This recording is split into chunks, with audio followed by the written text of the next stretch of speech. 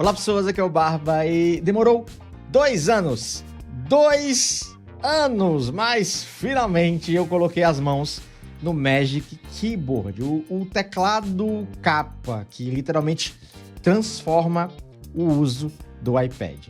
Com ele você sai de um dispositivo de toque para um dispositivo que é basicamente uma estação de trabalho com teclado e trackpad. Nesse vídeo eu trago 3 pontos positivos e 3 pontos negativos de usar o Magic Keyboard para trabalho.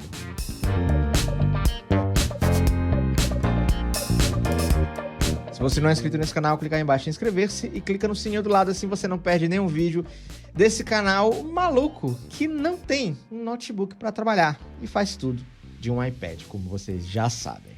Bem, a Apple tem outro modelo de capa-teclado mais simples, porém esse, de fato, é o mais avançado. Existem 2 modelos, um para os iPads de 11 polegadas, que são atualmente o M1 Pro de 11 polegadas e o iPad Air 4. E outro para os modelos de 12,9 polegadas, que é esse meu caso aqui. A gente tem iPad Pro 2018, 2020 e o M1 de 12,9. Um dos apelos da Apple foi esse efeito mágico, que daí vem o nome Magic Keyboard, que deixa o iPad meio que flutuando na sua frente. Olha, eu passo a mão aqui, né? Você vê que não tem nada. Isso, inclusive, faz com que o iPad fique mais próximo de você, né? Ao contrário, por exemplo, das capas da Logitech, que elas são mais distantes, assim, né? Você tem um espaço maior entre o teclado e o iPad. Aqui não, aqui você tem essa proximidade, né? E aí o iPad está mais próximo de mim.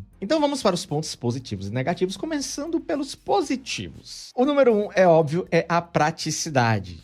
Não sei se você sabe como é que funciona, mas basicamente o teclado, ele não tem uma bateria dele, você não precisa se preocupar em carregar esse teclado, você não precisa se preocupar em emparelhar o teclado com o iPad, você simplesmente senta, abre a sua capa e pluga. Ó.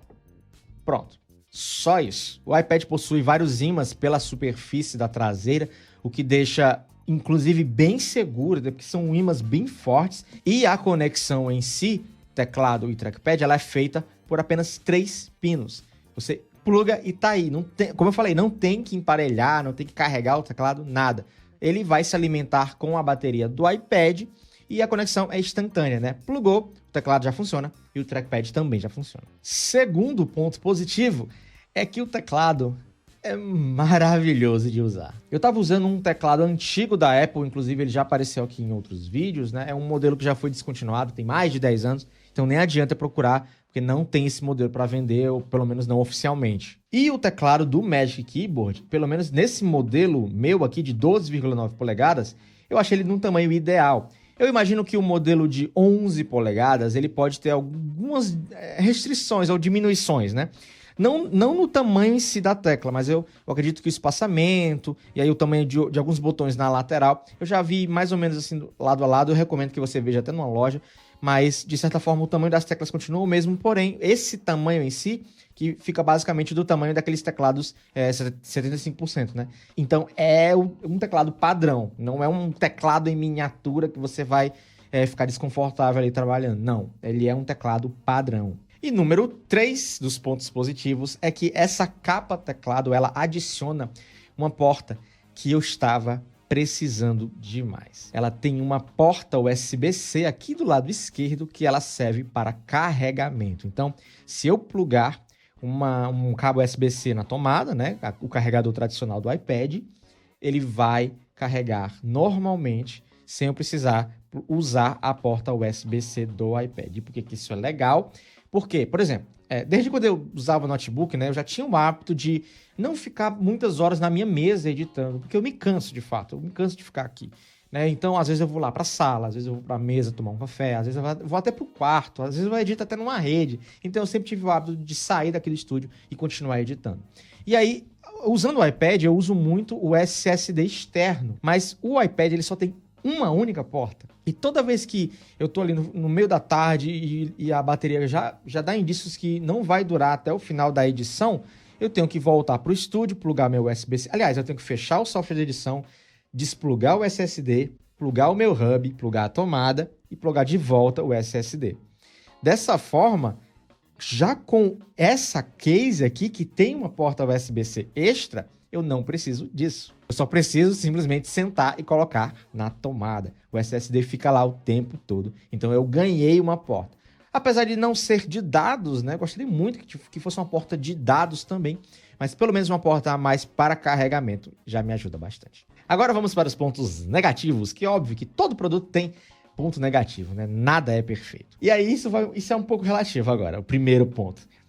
Ele adiciona um peso descomunal, sobrenatural para esse conjunto aqui, né? Usar os dois ao mesmo tempo é muito mais pesado do que usar só o iPad. Eu tô com a balançazinha ali, eu pesei a capa, o Magic Keyboard, né? Ele pesa sozinho 704 gramas. Quando eu junto o pacote todo, ele tá pesando 1,382 kg. Basicamente 1,4 kg, tá? Vamos arredondar para 1,4 kg. Tudo bem, ele não é um peso exagerado, né? Meu Deus, dá para aguentar 1,3 kg na mochila, dá. Né? Mas não é mais aquele peso super imperceptível na mochila como é o iPad sozinho. E, fechando aqui, ó. Deixa eu fechar. E 1,4 kg, para você ficar aqui, ó, no braço, daqui a alguns minutos você vai começar a sentir. Aproveitando que eu tô abrindo aqui essa case, eu vou para o segundo ponto negativo. É que ele não é tão flexível, né, tão expansivo assim em relação à inclinação, tá? Você vê, ó, a inclinação dele começa aqui, basicamente, e vai. Ó, eu já tava indo mais do que ele vai. Pronto, ele acaba aqui. Eu não acho que isso é uma inclinação assim comparável com a de um notebook, por exemplo. Que dá para um MacBook, por exemplo, ele vai bem mais para trás. Vários notebooks vão bem mais... Eu não estou falando de chegar a 180 graus ou virar... Não. Eu só queria, de fato, ó, que ele fosse pelo menos mais um pouco. E não vai. Ó, porque, por exemplo, até para trabalhar com o iPad, com a caneta, por exemplo, para trabalhar em relação à edição de imagem, essa inclinação não é suficiente para mim. Eu queria que ele fosse um pouquinho mais inclinado aqui, ó. E aí dá para trabalhar muito melhor no tratamento de imagem, né? Edição e criação das capas dos meus vídeos, por exemplo. E como eu falei lá no começo do vídeo, a proposta desse Magic Keyboard é que ele, né, essa coisa flutuante, é que de fato ele flutua, né? E ele dá essa impressão de que ele está mais para frente do que o normal. Porém, esse fato dele estar mais para frente, inclusive, restringiu um pouco o espaço aqui do teclado. E não falando do teclado em si, que eu acho ok, mas do trackpad.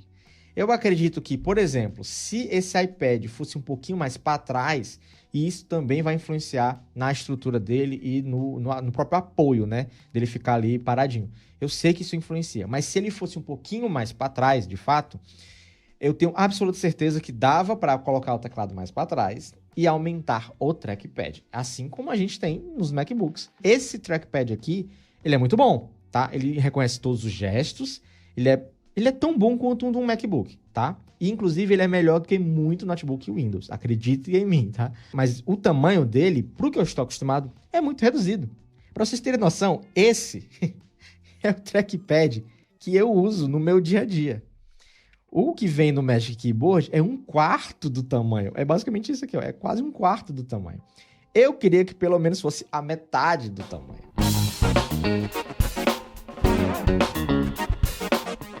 É isso, pessoas. Mais uma vez, mais um videozinho, né? Trazendo a minha experiência de trabalhar com o iPad.